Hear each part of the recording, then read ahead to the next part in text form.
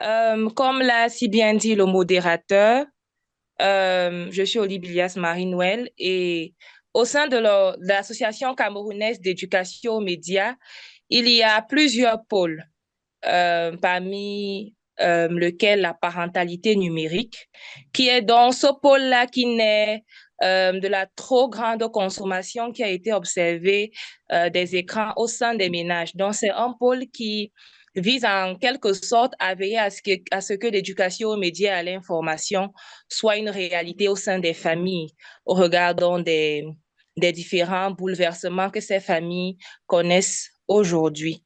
C'est donc la raison pour laquelle le sujet qui m'a été demandé de partager avec vous aujourd'hui, intitulé Comment être parent à l'ère de l'Internet, trouve donc tout son sens. Et je souhaite que l'échange que nous allons avoir soit très interactif parce que la parentalité numérique, c'est un échange d'expériences, c'est un partage parce que ça relève des singularités des familles, des expériences personnelles de chaque famille. Et donc, dans le domaine, les connaissances ne sauraient être concentrées au niveau d'une catégorie de personnes. Donc, sans plus tarder, quand on parle de parentalité numérique, ou du moins d'être parent à l'aide de l'Internet, ça trouve son sens au sein d'un contexte. Aruna, s'il te plaît, slide. OK.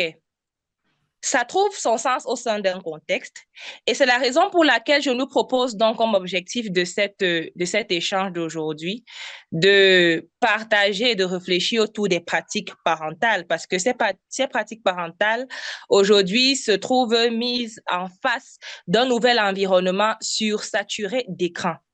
Il sera donc question aujourd'hui aussi d'être conseillé orienté sur sa place de parent à l'heure du numérique, car comme je l'ai si bien dit précédemment, les pratiques parentales doivent être actualisées pour répondre de façon adéquate et pertinente aux besoins de notre temps.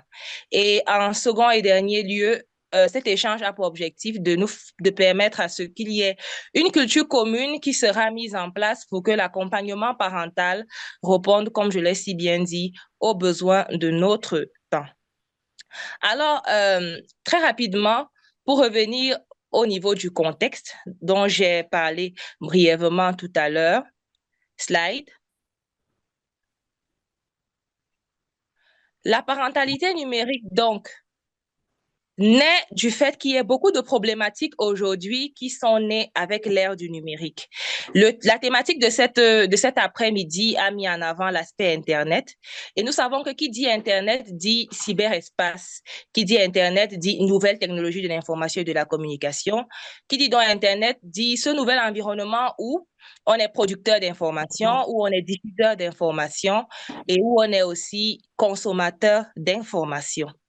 C'est donc dans cet environnement très attrayant, très beau, très lumineux, on va dire, très plaisant à l'utilisation au regard de ces différentes fonctionnalités, qu'on retrouve des dérives comme la désinformation, le cyberharcèlement, les technophirances, la cyberpédocriminalité et la cyberaddiction.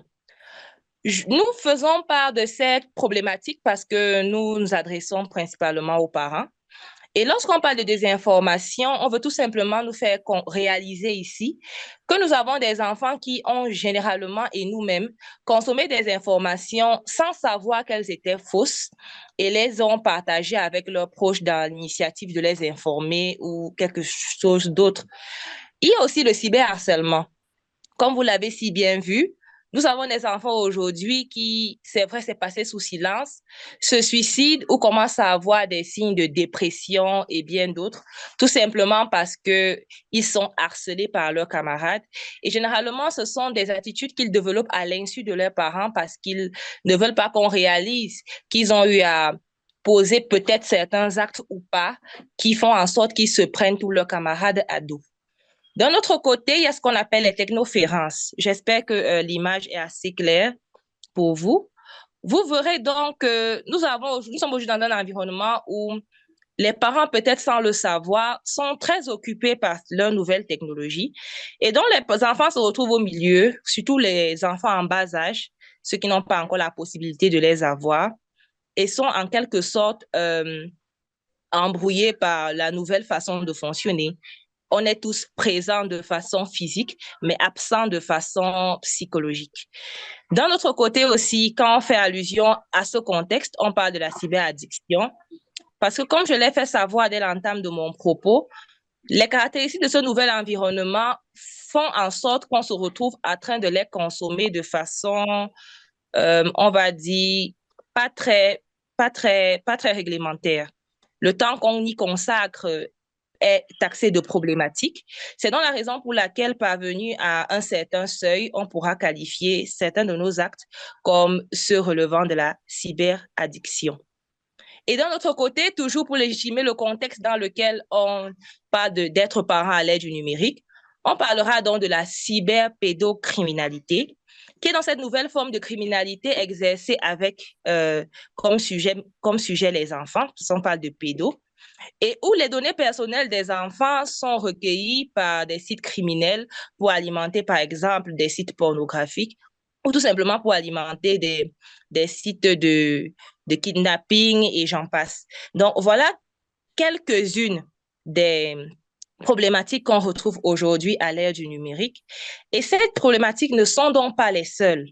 Et nous les évoquons ici tout simplement pour qu'on comprenne quelle est la nécessité d'être parent à l'ère du numérique. Slide, s'il te plaît.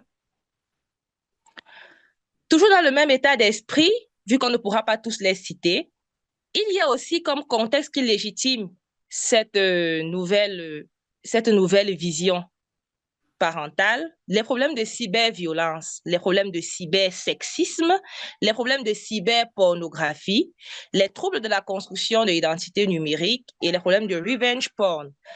Revenge porn, ce sont tout simplement des problèmes au cours desquels on retrouve nos enfants en train d'être exposés sur le plan intime et du moins exposés en termes de vidéos, en termes de photos. Leur intimité se retrouve en train d'être bafouée. Et là, c'est ce qu'on appelle généralement les revenge porn. D'un autre côté, quand on parle de construction d'identité numérique, c'est tout simplement parce qu'on voit l'émergence aujourd'hui de plus en plus de ce qu'on appelle je veux devenir influenceur ou l'adhésion à un certain idéal de vie dicté par cet environnement numérique. D'un autre côté, quand on parle de cyberpornographie, c'est tout simplement pour dire qu'on a des jeunes ou des enfants aujourd'hui qui sont beaucoup plus consommateurs de ce type de contenu via Internet et d'autres thématiques que j'aurai l'occasion certainement de vous présenter plus tard. Voilà donc en quelques mots les différentes problématiques qui légitiment donc la nécessité d'être parent aujourd'hui à l'ère du numérique. Sans plus tarder dans le slide, être parent à l'ère du numérique naît d'abord du fait qu'il faudrait qu'on comprenne que le parent, généralement, est celui qui est chargé d'assumer l'encadrement physique, moral, psychologique, intellectuel et bien d'autres d'un enfant. C'est la raison pour laquelle aujourd'hui, cette définition va tout simplement être prolongée pour que les fonctions parentales autrefois assignées et qui étaient bien évidemment exercées dans un cadre physique puissent aussi être exercées dans un cadre numérique. Tout simplement parce qu'on a vu aujourd'hui qu'il y a plusieurs problématiques qui émergent et aussi que nos enfants ont développé une très grande appétence des écrans. Les écrans sont généralement le téléphone, l'ordinateur, les jeux vidéo. On en a plusieurs qui sont dans les écrans et qui sont donc très observés dans nos différents ménages. Les ménages aujourd'hui camerounais en comptent dans la majeure partie des statistiques pas moins de 3. Et c'est donc la raison pour laquelle une éducation à sa consommation devient nécessaire. C'est donc la raison pour laquelle lorsqu'on va définir le fait d'être parent à l'ère du numérique, on verra tout simplement qu'il est nécessaire de favoriser l'implication des enfants, les accompagner vers un usage plus responsable et citoyen du numérique, car ça s'avère être une réelle nécessité. Nous ne voulons donc plus que nos enfants soient en quelque sorte en train de subir le numérique, mais qu'ils deviennent tout simplement des acteurs conscients et responsables de ce nouvel espace et adoptent des attitudes qui ne vont pas entraver leur bon développement. Slide. C'est donc ainsi que lorsqu'on parle d'être parent à l'ère du numérique, le premier enjeu éducatif est de faire comprendre dès le plus jeune âge, mais alors dès le plus jeune âge, aux internautes la nécessité de s'interroger sur l'univers numérique et de se poser sans cesse des questions pour mieux l'appréhender de façon citoyenne et créative. Je ne vais pas revenir sur les nombreux cas qui ne font que piluler sur la toile concernant les enfants, les jeunes Camerounais, qui font donc en sorte qu'on comprenne qu'être parent à l'aide du numérique s'avère être une réelle nécessité. Mais il est donc question maintenant de ne plus être très théorique. C'est la raison pour laquelle je vais vous proposer cette astuce pour donc être sûr d'être un parent à l'ère du numérique. Slide. Vu donc que le premier enjeu de cet idéal tel qu'il a été mis est d'être un modèle, beaucoup me demanderont pourquoi ne pas commencer par mettre un contrôle parental ou instaurer des règles et autres. Nous mettons ceci à dessein parce qu'il n'y a pas une formule plus grande que celle d'incarner ce que nous dictons à nos enfants. Si nous avons bonne mémoire, nous avons toujours grandi dans l'esprit selon lequel le parent ne peut pas nous exiger quelque chose que lui ne fait pas. Nous avons été longtemps acteurs de ce que lorsque papa nous demande de balayer la cour, si nous n'avons jamais vu balayer la cour, nous allons toujours ronronner en disant que lui, il me demande toujours de balayer la cour alors que lui n'a jamais fait. Il est donc question aujourd'hui de ne plus être dans la posture de trop dicter les choses, parce que les enfants qui naissent à cette nouvelle ère qu'on appelle généralement les digital natives sont donc nantis de beaucoup de capacités, beaucoup de curiosité, mais alors beaucoup d'intelligence. Et pour que ce que nous proposons en termes de valeurs éducatives ait véritablement de l'effet, la première astuce pour être un parent à l'ère du numérique, c'est d'être un modèle. Vous avez cette petite caricature qui s'affiche à votre écran où on voit un père et une mère assis là et en train de dire à leur fils qu'ils trouvent qu'ils passent trop de temps sur leur écran. Vous voyez l'expression de son visage, il a l'air abasourdi parce qu'il se dit, mais bon, comment eux qui sont sur leurs écrans, ils trouvent que je passe trop de temps sur mon écran. C'est un peu, on va dire quoi, nos comments, n'est-ce pas? Donc, il faudrait vraiment que les enfants se sentent, fassent corps avec les valeurs que nous leur donnons. Et pour que nous puissions y arriver, il faudrait que nous-mêmes, parents, nous efforcions d'être en harmonie avec ce que nous leur dictons en termes de valeurs et en termes de principes pour que cela ne fasse pas l'objet de clichés ou bien qu'ils fassent seulement pour éviter les représailles, mais qu'ils comprennent que c'est un idéal de vie qu'il faudrait qu'ils défendent parce que c'est de là que viendra la bonne construction de leur personnalité. Slide.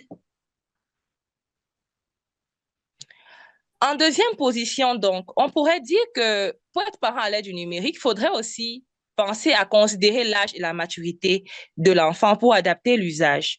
Les nouvelles technologies de l'information ont été on va dire, si percutantes dans la mesure où ils ont créé des outils pour nous faire comprendre, nous parents, qu'il faudrait, par exemple, acheter des tablettes aux enfants d'1 an, acheter des jeux vidéo aux enfants de 3 ans parce que, soi-disant, ça stimulerait X ou Y facteur chez eux, c'est bien beau. Mais il faudrait essayer d'être un peu plus curieux pour se demander quels sont les besoins d'un enfant de son âge. Et lorsqu'on se sera posé cette question, on pourra facilement essayer de déceler quel est le type d'écran qui sied pour son âge. Parce que généralement, c'est ces écarts-là qui font en sorte qu'on se retrouve en train de former, du moins en train de façonner des enfants addicts, en train de façonner des enfants qui seront violents, seulement parce qu'on ne tient pas compte de ce paramètre. Donc, tout simplement, on se pose des questions. Est-ce que mon enfant de 6 ans peut jouer à ce jeu vidéo violent? Est-ce qu'il a la maturité pour comprendre que ce qui s'y passe, c'est de la réalité, c'est de la fiction, c'est pas de la réalité? Est-ce qu'il est suffisamment mûr pour visionner une série romantique? Généralement, nous qui sommes sur le terrain, on retrouve plusieurs fois des enfants qui s'éclipsent des salles de classe pour aller s'embourrager dans des toilettes. Parce qu'ils ne font pas la différence entre la série et la réalité. Est-ce que c'est de leur âge? Est-ce qu'ils doivent le faire? Et c'est pour ça qu'ils sont à l'école. C'est autant de questions qu'on peut se poser. D'autres questions pourraient aussi surgir comme, dois-je lui offrir une tablette pour qu'il se divertisse pendant que je suis occupée? Parce que là aussi, c'est la question que de nombreux parents ne prennent pas la peine de s'opposer parce que nous reconnaissons aussi que le fait d'être parent est quelque chose d'assez absorbant. À la limite, c'est même un métier. Et que généralement, les écrans nous aident à un peu soupirer. Mais ici, il faudrait un peu qu'on prenne du recul parce qu'en voulant soupirer, on pourra engendrer autre chose chez notre jeune génération. Slide. Pour donc aller toujours dans le même sens, qui est celui d'être parent à l'ère du numérique, comme troisième geste, je nous propose de désobscurcir le numérique. S'il y a une fracture immense qui crée tous les déséquilibres qu'on a aujourd'hui, c'est le fait qu'on aborde le numérique en termes de représailles. On aborde le numérique en termes d'inconvénients. On aborde le numérique en termes de mal. Et c'est pourquoi, particulièrement avec la tranche adolescente, on ne trouve pas un terrain d'entente parce que eux, ils s'y plaisent, ils trouvent ça très fun, ils trouvent ça très vraiment très waouh. Mais maintenant, nous, éducateurs, nous, aînés, nous venons toujours dans la posture de représailles et c'est pas très fécond parce qu'il faudrait aussi reconnaître au numérique sa part d'avantage, le fait que ce soit vraiment un océan d'opportunités, ce soit vraiment une fenêtre à travers laquelle beaucoup de bonnes choses peuvent émerger. Mais à côté, on reconnaît aussi à ce numérique des problèmes comme la cyberdépendance, comme le cyberharcèlement, comme toutes les problématiques que j'ai eu à citer dès l'entame de mon propos. Donc, la troisième astuce que je nous propose, c'est déjà ça. Et là, l'enfant se sent plus confiant, il sent que, voilà, je suis sur une route qui a donc des bons côtés et des mauvais côtés. Et c'est donc à moi de savoir comment marcher pour capitaliser les bons et éviter les mauvais. Donc, pour parents à l'aide du numérique, il faudrait aussi reconnaître au numérique sa part davantage. Slide. Nous allons donc continuer en disant qu'on ne peut pas, on ne saurait parler d'être parent du numérique sans reconnaître qu'il faudrait établir des règles de connexion et d'usage. Qui dit éducation dit, on va dire quoi? Un style de vie, dit code de conduite au sein des ménages. Qui dit éducation, en fait, dit code de conduite pour faire simple. Et il faudrait donc, en termes de consommation des écrans, en termes d'utilisation des écrans, les parents que nous sommes sachions qu'il faudrait développer une certaine hygiène de consommation chez nous. Et cette hygiène de consommation ne saurait être développée en l'absence de coopération, en l'absence de dialogue, pour adopter donc des règles de connexion, des règles d'usage qui feront en sorte que l'enfant lui-même fasse corps avec ce que vous lui disiez, vous lui dites, pardon, fasse corps avec ce que vous êtes en train de promouvoir en termes d'éducation et ne l'incarne pas juste pour vous plaire, mais parce qu'il aura compris que ce que vous lui dites, c'est par amour pour lui et pour qu'il devienne un homme ou une femme responsable. Donc, il faudrait tout simplement tenir compte de son âge, comme on l'a dit. Est-ce qu'il a des devoirs à faire régulièrement? Il fait des répétitions ou bien il ne les fait pas? Est-ce que ces notes de classe lui permettent de consommer des écrans vraiment sans réserve? Est-ce que sa conduite aussi le permet? Est-ce qu'il y a des activités hors écran? Donc, voilà autant de paramètres dont on prend en compte pour, comme on dit généralement, ouvrir le robinet ou du moins favoriser certaines conduites chez nous. Il serait quand même aberrant de laisser un enfant qui a de très mauvaises notes de classe consommer les écrans comme si de rien n'était, sachant qu'en plus des heures d'école, il faudrait qu'il y ait un suivi minutieux à lui accorder afin qu'il puisse relever son niveau cognitif ou du moins scolaire. Donc, il faudrait établir des règles de connexion. Et rassurez-vous, c'est vrai, il y a des travaux des chercheurs, des pédopsychologues, comme Serge Tisserand et bien d'autres, qui aident vraiment à avoir des bases pour donner des repères, du moins, ou instaurer des règles qui vont fonctionner. Mais sachez que c'est d'abord une affaire intrinsèque, une affaire qui concerne la singularité, la particularité de chaque type de ménage. Et ce n'est que là qu'on pourra adopter l'astuce qu'il faut, les règles qu'il faut, afin que chacun des maillons de la maison se sente interpellé et acteur de ce nouvel idéal que vous êtes en train d'instaurer chez vous. Slide. D'un autre côté aussi, il faudrait qu'on s'intéresse aux pratiques numériques de l'enfant. On ne saurait être parent à l'ère du numérique si on est complètement absent de tous les usages que nos enfants en font. Quand ils regardent la télé, on n'est jamais là. On ne sait pas quels sont les dessins animés préférés. On ne sait pas à quel jeu ils aiment jouer. On ne sait pas quels sont les influenceurs qu'ils aiment suivre. On ne sait pas ce qui les intéresse chez ces influenceurs. En fait, le numérique aujourd'hui est devenu comme un élément qui permet encore de mieux comprendre son enfant. À travers ces différents attraits, à travers ces différentes appétences, on arrive à mieux le définir. Et c'est la raison pour laquelle aujourd'hui, on parle beaucoup plus d'identité numérique, pour tout simplement dire que cette nouvelle forme d'identité est celle qui nous décrit le mieux, parce que c'est celle au sein de laquelle on est vraiment nous, en termes de hobbies, en termes de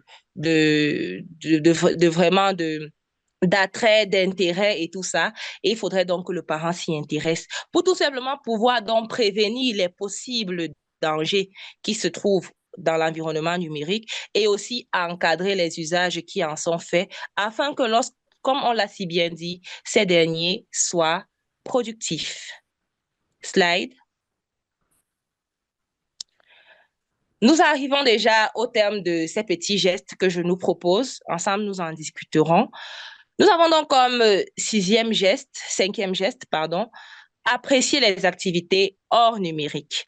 Être parent à l'aide du numérique, c'est vrai, ça ne voudrait pas dire qu'il y a une vie entièrement à consacrer aux activités numériques.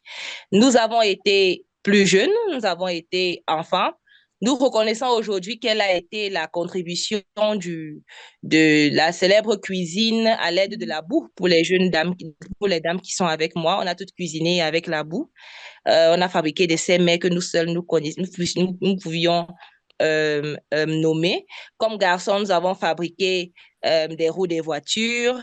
Nous avons créé des jeux. En fait, c'est pour dire que les activités hors numérique contribuent aussi au développement de l'enfant.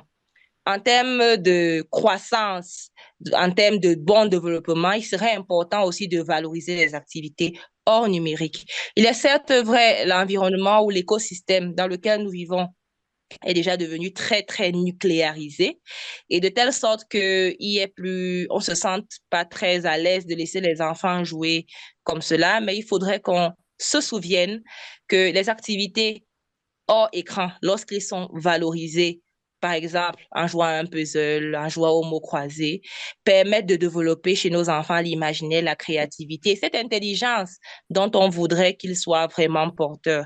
Parce que sachons-le, l'imaginaire, vraiment, la créativité se développe lorsqu'on est en pleine expérimentation, lorsqu'on tâte des choses, lorsqu'on les manipule, c'est là qu'on devient un peu plus futé, qu'on aiguise son esprit critique, qu'on aiguise son esprit d'innovation et bien d'autres choses. Et c'est de là où, pour les pédagogues vraiment assermentés, on arrive à déceler des futurs ingénieurs, des futurs pilotes, des futurs X ou Y. Donc, vraiment, il faudrait qu'on soit aussi dans la logique de valoriser des activités hors numérique. Slide. Voilà. Comme autre geste aussi, nous avons la cohérence éducative. Généralement, nous nous retrouvons dans des endroits où nous sommes avec des enfants et il n'est pas tellement aisé pour nous d'appliquer à la lettre le code de conduite que nous avons instauré chez nous. Et à ce moment-là, il y a ce qu'on appelle la cohérence éducative qui voudrait que les règles établies concernant les temps de connexion, les usages et bien d'autres, soient vraiment assouplis lorsqu'il y a des temps d'inactivité. Par exemple, on attend chez le médecin, on est dans les embouteillages, il fait mauvais temps. Mais lorsqu'on se retrouve dans de tels environnements, il faudrait toujours suivre le changement d'attitude, d'explication, pour que l'enfant comprenne que ce qu'il est en train de vivre est tout simplement dû à un contretemps qui se présente et cela va pas pour autant dire que cette attitude va devenir régulière. Donc, on continue d'expliquer pour que l'enfant garde toujours en mémoire quel est le style de vie qu'il faudrait mener, qu'il devrait mener, quelle est l'hygiène de consommation ou d'utilisation qu'il devrait avoir devant ces outils-là. Slide. Je m'excuse si j'ai été rapide, hein, parce que je voudrais vraiment qu'on puisse échanger. Il était question de parler d'être parent à l'aide de l'Internet et je pense qu'il y aura d'autres occasions où nous pourrons vraiment nous retrouver pour essayer de mûrir cette vision qui est assez large, vraiment assez dynamique. Et je voudrais qu'à l'issue donc de ce partage, que nous retenions que quand on parle d'être parent à l'aide du numérique, c'est tout simplement parce que être parent, c'est pas un état. C'est pas un état, c'est pas quelque chose de statique, c'est un mouvement, c'est un itinéraire. Alors, il n'y a vraiment pas besoin d'être expert en informatique, il n'y a vraiment pas besoin d'être, on va dire quoi, d'être très habile dans nos différentes manipulations des nouvelles technologies de l'information pour pouvoir accompagner nos enfants. Il faudrait tout simplement donc qu'on fasse simplement preuve de bon sens, de curiosité et de sens critique. Ce sont donc là les principales qualités requises parce que un parent d'abord est un éducateur et dans le jargon des éducateurs, nous avons toujours pour habitude de dire que qui cesse d'apprendre doit cesser d'enseigner. En tant que parents dont nous enseignons, nous modélons des comportements, nous façonnons des êtres afin qu'ils soient vraiment à l'image de ce que notre société voudrait pour son émergence. Alors, il ne faudrait pas qu'on se sente diminué par notre histoire, on va dire, catastrophique en termes de nouvelles technologies de l'information et de la communication, mais qu'on fasse seulement preuve de volonté parce qu'il s'agit d'éduquer nos enfants et nous voulons qu'ils réussissent. Alors, indépendamment de ce background, nous avons tout pour apprendre et tout pour les encadrer. Car si nous ne le faisons pas, la rue, certainement, elle le fera et ça pourra être à notre défaveur. Donc, pour être parent à l'aide du numérique, voici les principales qualités qu'il faudrait développer. Et aussi avec le recyclage, le partage et l'accompagnement, nous y arriverons. Donc, je vous remercie pour votre aimable attention et j'espère pouvoir avoir beaucoup de retours venant de vous lors de ce moment d'échange afin que nous puissions davantage comprendre ce que c'est qu'être parent à l'aide du numérique et quelles sont les attitudes à développer pour vraiment être sûr d'y être.